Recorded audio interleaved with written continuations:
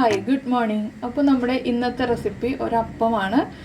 വളരെ ടേസ്റ്റി ആയിട്ടുള്ള അതുപോലെ ഹെൽത്തി ആയിട്ടുള്ള എല്ലാ പ്രായക്കാർക്കും എല്ലാ അസുഖമുള്ളവർക്കും കഴിക്കാൻ പറ്റുന്ന ഒരപ്പമാണിത്. നമ്മുടെ റാഗി അപ്പം, റാഗിയും അവിലും ചേർത്തിട്ടാണ് നമ്മൾ ഈ ഒരു അപ്പം തയ്യാറാക്കാൻ പോകുന്നത്. അപ്പോൾ ഡയബറ്റിക് പേഷ്യൻസിനാണെങ്കിലും BP ഉള്ള ആളുകൾക്കാണെങ്കിലും കൊളസ്ട്രോൾ ഉള്ള ആളുകൾക്കാണെങ്കിലും ഒക്കെ കഴിക്കാൻ നമ്മൾ തേങ്ങയോ എണ്ണയോ ഒന്നും ചേർക്കുന്നില്ല. അതിലേക്ക് കുറച്ച് പഞ്ചസാര ചേർക്കുന്നുണ്ട്. പഞ്ചസാരയുടെ അളവ് ഡയബറ്റിക് പേഷ്യൻസിനാണെങ്കിലും കുറച്ച് ഉപയോഗിക്കുക. ഞാൻ 1.5 ടീസ്പൂണാണ് ചേർക്കാൻ പോകുന്നത്. അതിൽ നിന്ന് വളരെ കുറച്ചൊന്ന് യൂസ് ചെയ്യുക. ഒരു 1/2 ടീസ്പൂണൊക്കെ ചേർത്തിട്ടുണ്ടെങ്കിൽ എല്ലാവർക്കും കഴിക്കാവുന്നതാണ്. അപ്പോൾ ഈ ഒരു അപ്പം ഇതുവരെ ഉണ്ടാക്കി കഴിച്ചു നോക്കിയിട്ടില്ലെങ്കിൽ ഉറപ്പായിട്ടൊന്ന് ട്രൈ ചെയ്ത് നോക്കിക്കോളൂ. എല്ലാവർക്കും നന്നായിട്ട് ഇഷ്ടപ്പെടും. അപ്പോൾ നമുക്ക് എങ്ങനെയാണ് നമ്മുടെ റാഗി അവലപ്പം ഉണ്ടാക്കുന്നത് നോക്കാം. നമുക്ക് നമ്മുടെ റാഗി അപ്പത്തിന് ആവശ്യമായിട്ടുള്ള ഇൻഗ്രീഡിയൻസ് നോക്കാം. ഞാനിപ്പോൾ 2 കപ്പ് റാഗിപ്പൊടി എടുത്തിട്ടുണ്ട്. വറുത്ത റാഗിപ്പൊടിയാണിത്. വറുത്തതോ വറുക്കാത്തതോ ആയ പൊടി എടുക്കാം. അതുപോലെ തന്നെ 1 കപ്പ് അവിലെടുത്തിട്ടുണ്ട്.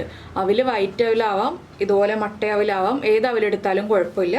പിന്നെ 1/2 ടീസ്പൂൺ ഈസ്റ്റ് എടുത്തിട്ടുണ്ട്. ഇത് ആക്റ്റീവ് ഡ്രൈഡ് ഈസ്റ്റ് ആണ്. സാധാരണ ഈസ്റ്റ് ആണെന്നുണ്ടെങ്കിൽ കൂടുതൽ സമയം എടുക്കും പൊങ്ങി വരാനായിട്ട്. ഒരു 8 മണിക്കൂർ വരെ എടുക്കും.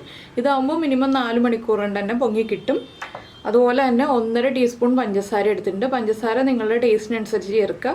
ഒരുപാട് മധുരം വേണമെന്നുണ്ടെങ്കിൽ കൂടുതൽ പഞ്ചസാര ചേർക്കുക. അപ്പോൾ നമുക്ക് ആദ്യം ഇതെല്ലാം ചേർത്തൊന്ന് അരച്ചെടുക്കാം. ഇതിലേക്ക് ഇനി നമുക്ക് ആവശ്യമുള്ളത് ഉപ്പാണ്. ഉപ്പ് നമ്മളിപ്പോൾ ചേർക്കില്ല. ഉപ്പ് അപ്പത്തിൻ്റെ മാവ് പൊങ്ങി കഴിഞ്ഞിട്ടേ ചേർക്കുള്ളൂ. ആദ്യം മിക്സിയുടെ ജാറിലേക്ക് നമുക്ക്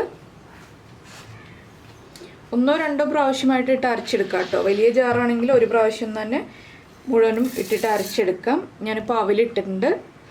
അതുപോലെ തന്നെ നമ്മുടെ റാഗിപ്പൊടി ഇട്ട് കൊടുക്കുകയാണ്. പിന്നെ പഞ്ചസാര, അതുപോലെ തന്നെ നമ്മൾ എടുത്തു വെച്ചിരിക്കുന്ന ഈസ്റ്റ്. ഇതിലേക്ക് നമുക്ക് ഇളം ചൂടുവെള്ളം ചേർത്തിട്ട് വേണം അരച്ചെടുക്കാൻ. നല്ല ചൂടുള്ള വെള്ളമല്ല, ചെറിയ ചൂടുള്ള വെള്ളം. നമ്മൾ വിരലിട്ട് നോക്കിയിട്ടുണ്ടെങ്കിൽ നമ്മുടെ കൈ പൊള്ളി പോരുത്. ആ ഒരു ലൈറ്റായിട്ടുള്ള ചൂടുള്ള വെള്ളം ചേർത്തിട്ട് നന്നായിട്ട് അരച്ചെടുക്കണം. ഒരു 5 മിനിറ്റെങ്കിലും നന്നായിട്ടൊന്ന് ബ്ലെൻഡ് ചെയ്തെടുത്തിട്ടുണ്ടെങ്കിൽ നന്നായി ഈ പഞ്ചസാര അവലും എല്ലാം ചേർന്ന് നന്നായിട്ട് മിക്സായി വരും. അതുവരെ നമുക്കൊന്ന് അടിച്ചെടുക്കാം. അപ്പോൾ ആദ്യമേ തന്നെ കുറച്ച് വെള്ളം ചേർത്ത് അരച്ചെടുക്കുക. അവസാനം നമുക്ക് വെള്ളം കൂടുതൽ ആവശ്യം വരുമ്പോൾ കൂടുതൽ ചേർത്ത് കൊടുക്കാം. ഇനി ഞാനിതൊന്ന് അരച്ചെടുക്കട്ടെ. അപ്പോൾ നമ്മൾ നമ്മുടെ അപ്പത്തിൻ്റെ മാവ് അരച്ചെടുത്തിട്ടുണ്ട്. കുറച്ച് തിക്കായിട്ടാണുള്ളത്. ഞാനിതിലേക്ക് കുറച്ചുകൂടി വെള്ളം ചേർത്തൊന്ന് ലൂസാക്കി എടുക്കും. നമുക്കതൊരു പാത്രത്തിലേക്ക് ഒഴിച്ചു വയ്ക്കാം. കണ്ടോ, നല്ല തിക്കായിട്ടാണ് ഇരിക്കുന്നത്. അവിലൊക്കെ നന്നായിട്ട് അരഞ്ഞു വന്നിട്ടുണ്ട്. ഇതിലേക്ക് നമുക്ക് കുറച്ചുകൂടി വെള്ളം ചേർത്തൊന്ന് ലൂസാക്കി എടുക്കണം. അപ്പത്തിൻ്റെ മാവിൻ്റെ കൺസിസ്റ്റൻസി എല്ലാവർക്കും അറിയാമല്ലോ. ആ ഒരു കൺസിസ്റ്റൻസി ആക്കി എടുക്കണം. അപ്പോൾ ഞാൻ ഈ മിക്സിയുടെ ജാറിലേക്ക് തന്നെ കുറച്ച് വെള്ളം ഒഴിച്ചിട്ട് ഒന്ന് ചേർക്കുകയാണ് ഇതിലേക്ക്. ഇനി നമുക്കിതൊന്ന് നന്നായിട്ട് മിക്സ് ചെയ്തെടുക്കാം. മിക്സിയുടെ ജാറ് വലിയ ജാറാണെങ്കിൽ നിങ്ങൾക്ക് മിക്സിയുടെ ജാറിൽ തന്നെ ഇത് ഒരുമിച്ച് മിക്സ് ചെയ്യാവുന്നതേ ഉള്ളൂ കേട്ടോ. എൻ്റെ ജാറ് ചെറുതായതുകൊണ്ടാണ് ഞാനിപ്പോൾ ഇങ്ങനെ മിക്സ് ചെയ്യുന്നത്. ഇത് നമ്മൾ പാലപ്പത്തിൻ്റെ പാകത്തിലാണ് ഉണ്ടാക്കിയെടുക്കാൻ പോകുന്നത്. അപ്പോൾ കുറച്ച് ലൂസായിട്ടിരിക്കണം അപ്പത്തിൻ്റെ ബാറ്റർ. നമ്മുടെ കള്ളപ്പത്തിൻ്റെ പാകത്തിലാണെങ്കിൽ കുറച്ചുകൂടി തിക്കായിട്ടിരിക്കണം അപ്പത്തിൻ്റെ ബാറ്റർ. അങ്ങനെ ഓരോ രീതിയിലും അപ്പം ഉണ്ടാക്കുമ്പോൾ ഓരോ ബാറ്ററിൻ്റെ കൺസിസ്റ്റൻസി ഉണ്ട്. ഇതിപ്പോൾ ഞാൻ മധുരമൊക്കെ ഒന്ന് ചെക്ക് ചെയ്യട്ടെ. അപ്പത്തിൻ്റെ ബാറ്ററിൻ്റെ കൺസിസ്റ്റൻസി കറക്റ്റാണ്. ഞാൻ മധുരം ചെക്ക് ചെയ്തിട്ട് മധുരം കുറവാണെങ്കിൽ മധുരം ആഡ് ചെയ്ത് കൊടുക്കും. നല്ല ചൂടുള്ള ക്ലൈമറ്റ് ആണെങ്കിൽ ഒരു 4 മണിക്കൂർ കൊണ്ട് തന്നെ നമ്മുടെ അപ്പത്തിൻ്റെ മാവ് നന്നായിട്ട് പൊങ്ങി വരും കേട്ടോ. തണുത്ത ക്ലൈമറ്റ് ആണെങ്കിൽ 6 മണിക്കൂർ വരെ എടുക്കാം. പിന്നെ നമ്മൾ എടുക്കുന്ന ഈസ്റ്റിൻ്റെ കാര്യം, അത് എപ്പോഴും പുതിയ ഈസ്റ്റ്, എക്സ്പയറി ഡേറ്റ് കഴിയാത്ത ഈസ്റ്റ് എടുക്കുക. എക്സ്പയറി ഡേറ്റ് കഴിഞ്ഞ ഈസ്റ്റ് എടുത്തിട്ടുണ്ടെങ്കിൽ അപ്പത്തിൻ്റെ മാവ് കറക്റ്റായിട്ട് പൊങ്ങി വരില്ല. മധുരമൊക്കെ കറക്റ്റായിട്ടുണ്ട്. ഞാനിനി മധുരം ചേർക്കുന്നില്ല. അപ്പത്തിൻ്റെ മാവിൻ്റെ കൺസിസ്റ്റൻസിയും കറക്റ്റാണ്. ഇത് കണ്ടോ.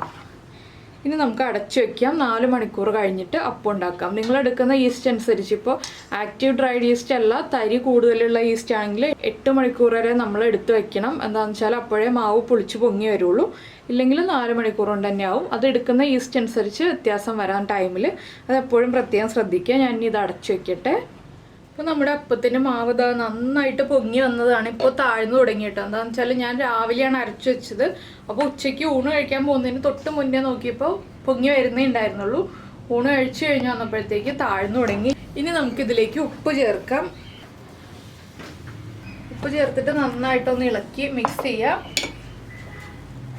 കണ്ടോ, നല്ല പാകത്തിന് പൊങ്ങി കറക്റ്റായിട്ട് വന്നിട്ടുണ്ട്. നമുക്ക് അപ്പം ഉണ്ടാക്കാൻ പാകത്തിനായിട്ടുണ്ട്.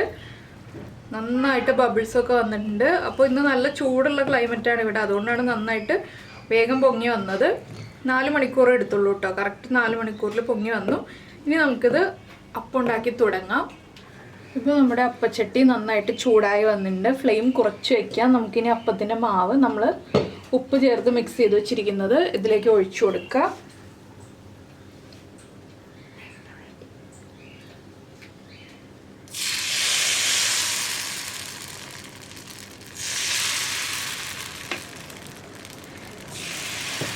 എങ്ങനത്തെ അപ്പം വേണമെന്ന് വെച്ചാൽ നമുക്ക് അതുപോലെയുള്ള അപ്പം ഉണ്ടാക്കിയെടുക്കാം. നടുഭാഗം പൊങ്ങി നിൽക്കുന്ന രീതിയിലുള്ള അപ്പം വേണമെന്നുണ്ടെങ്കിൽ ഇതുപോലെ ഉണ്ടാക്കിയെടുക്കാം. ഇല്ലെങ്കിൽ വേറെ രീതിയിലുള്ള അപ്പം ഞാൻ കാണിച്ചു തരാം കേട്ടോ.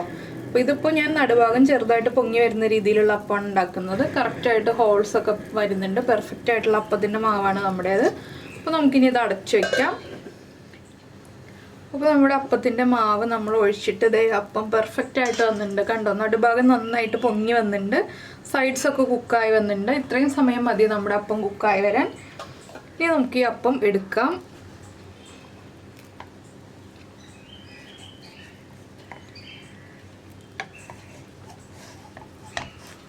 കണ്ടോ, നല്ല പെർഫെക്റ്റ് ആയിട്ടുള്ള അപ്പമാണ്. ഞാനിതൊന്ന് പ്ലേറ്റിലേക്ക് വെക്കട്ടെ. എന്താണെന്ന് വെച്ചാൽ നടുഭാഗം പൊങ്ങിയിരിക്കുന്നതുകൊണ്ട് തന്നെ അത് പൊട്ടിപ്പോവും. സോഫ്റ്റ് ആണല്ലോ അപ്പം.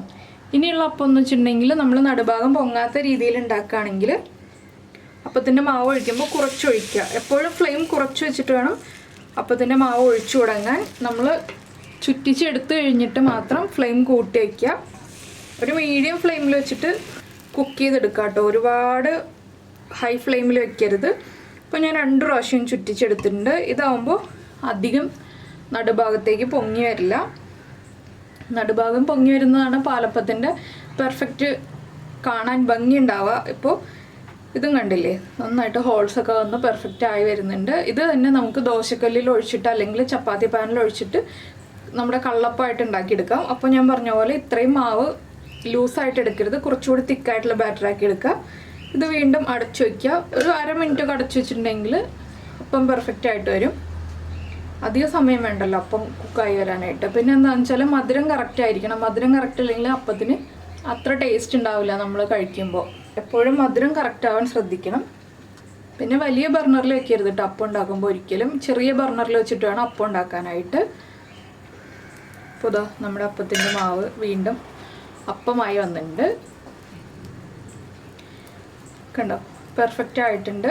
ഇത് നമുക്കൊരു സ്പൂൺ ഉപയോഗിച്ചെടുക്കാം, ഇല്ലെങ്കിൽ കൈ ഉപയോഗിച്ച് തന്നെ പൊക്കിയെടുക്കാം. ഞാനിപ്പോൾ പതുക്കെ ഒരു ചട്ടകം കൊണ്ടാണ് എടുക്കുന്നത്. നല്ല സോഫ്റ്റാണ് ഈ അപ്പം. കണ്ടോ, അപ്പോൾ വളരെ സോഫ്റ്റ് ആയതുകൊണ്ടാണ് ഇവിടെ ഇങ്ങനെ വിട്ട് വരുന്നത് കേട്ടോ. ഈ പൊങ്ങി വരുന്ന ഭാഗം ഞാനിതും പാത്രത്തിലേക്ക് മാറ്റാണ്. വീണ്ടും ഫ്ലെയിം കുറച്ചിട്ട് അടുത്ത അപ്പത്തിനുള്ള മാവ് ഒഴിച്ചു കൊടുക്കുക. ഈ അപ്പം തന്നെ നമുക്ക് പൂവിൻ്റെ ഷേപ്പിലൊക്കെ ഉണ്ടാക്കിയെടുക്കാവുന്നതേ ഉള്ളൂ കേട്ടോ. ഏത് ഷേപ്പിൽ വേണമെങ്കിലും ഉണ്ടാക്കാം. ഞാനിപ്പോൾ പൂ പോലെ ഒന്നും ഉണ്ടാക്കുന്നില്ല, പറഞ്ഞു എന്ന് മാത്രമേ ഉള്ളൂ. ഇല്ല, പൂ പോലെ ഉണ്ടാക്കണില്ല. കിച്ചൂസാണ് ഇവിടെ പൂ പോലെയൊക്കെ അപ്പം ഉണ്ടാക്കുന്ന ആള്. കിച്ചൂസിന് പൂ പോലെയുള്ള അപ്പമൊക്കെയാണ് ഇഷ്ടം. അത് 4 സൈഡിലേക്ക് നമ്മൾ ചുറ്റിച്ചെടുക്കുക. അതുപോലെ തന്നെ ഓപ്പോസിറ്റ് സൈഡിലേക്കും ചുറ്റിച്ചെടുക്കുക. അപ്പോൾ നമുക്ക് പൂ പോലെയുള്ള അപ്പം ഉണ്ടാക്കിയെടുക്കാം. എക്സിബിഷൻ കഴിച്ചപ്പോഴത്തേക്കും പൂ പോലത്തെ അപ്പം കിട്ടിയില്ല. സൂപ്പർ ടേസ്റ്റ് ആയിരുന്നു. ഞാൻ ഇതിന് മുൻപുള്ള വീഡിയോയിൽ അപ്പത്തിന്റെ വീഡിയോയിൽ പൂ പോലത്തെ അപ്പം ഉണ്ടാക്കിയിട്ടുണ്ട്. എന്നാൽ ഇതുകൊണ്ട് ഒരു അപ്പം ഉണ്ടാക്കാൻ പാടില്ല. നമുക്ക് അടുത്ത അപ്പം പൂ പോലെ അപ്പം ഉണ്ടാക്കിയെടുക്കാം കേട്ടോ. ഈ അപ്പം കൂടി കുക്കായി വരട്ടെ.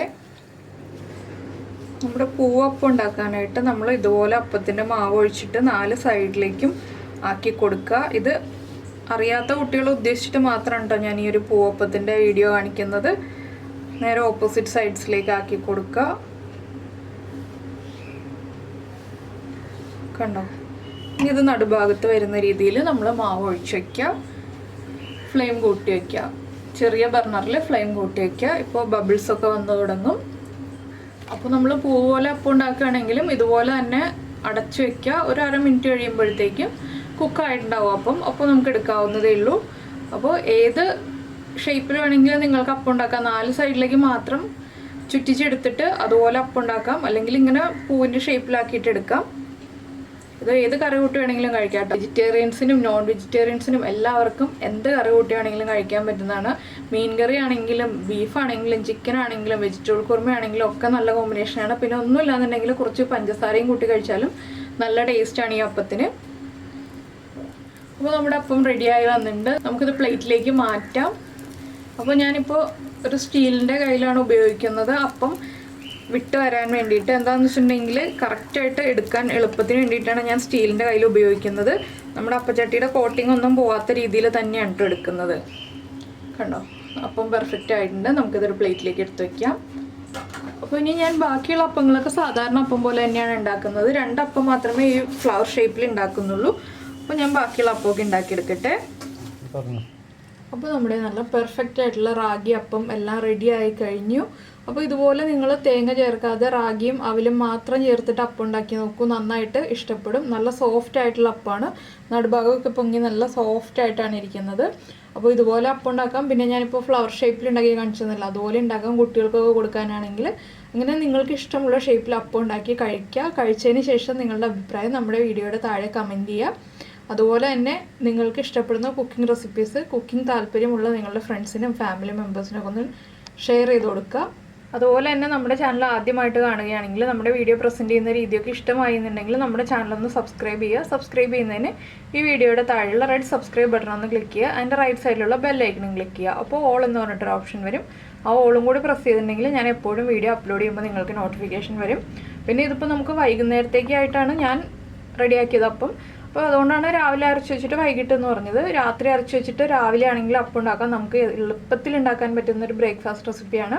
അപ്പോൾ ബ്രേക്ക്ഫാസ്റ്റിനോ ഡിന്നറിനോ വൈകുന്നേരം ചായയുടെ കൂടെ കഴിക്കാനോ ഒക്കെ ആയിട്ട് ഉണ്ടാക്കാൻ പറ്റുന്ന, എളുപ്പത്തിൽ ഉണ്ടാക്കാൻ പറ്റുന്ന റെസിപ്പിയാണ്. അപ്പോൾ നമുക്ക് നമ്മുടെ അടുത്തൊരു റെസിപ്പിയുമായിട്ട് അടുത്ത ദിവസം വീണ്ടും കാണാം.